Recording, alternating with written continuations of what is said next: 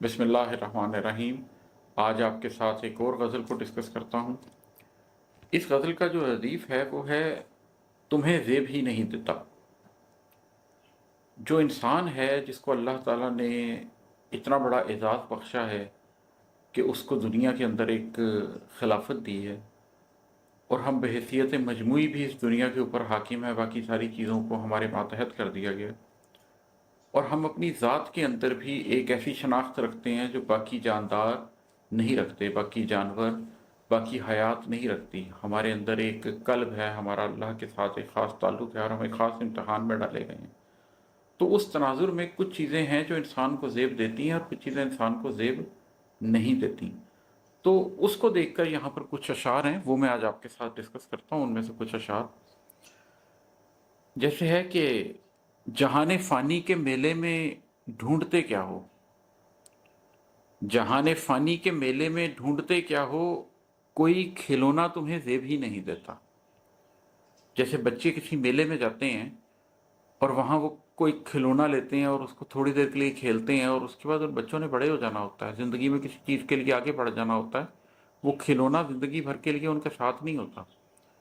तो ये जो जहान है और ये जो एक मेला सजा हुआ है, ये भी एक ऐसा मेला है जो हमेशा के लिए हमारे लिए नहीं है। हमने यहाँ से ग्रेजुएट करके आगे चले जाना है, हमने पास आउट कर जाना है।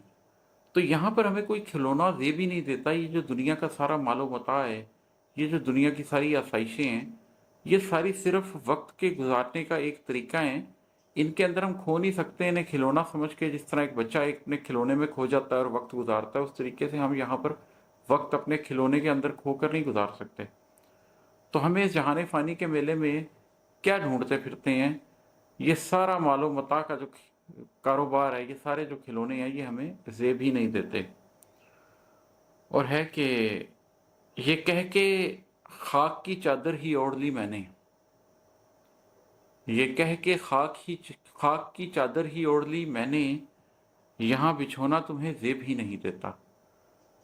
इंसान का अंजाम तो यही है कि बिलाखिर हम अपनी ज़िंदगी के अंदर जितने मर्ज़ी अच्छे अच्छे बिस्तरों के ऊपर सो जाएं, जितने मर्ज़ी महंगे महंगे बिस्तर ख़रीद लें, लेकिन बिलाखिर हमने मिट्टी में जाकर लेट जाना है। वहाँ पर उस मिट्टी के ऊपर ही हमें सोना है और उस कब्र में हमारे लिए गर्मी सर्दी के लिए कोई बिछोने नहीं आने, हमें ऊपर कोई कंबल नहीं मिल रहा, हमारे नीचे कोई गद्दा नहीं बिछाया जाना।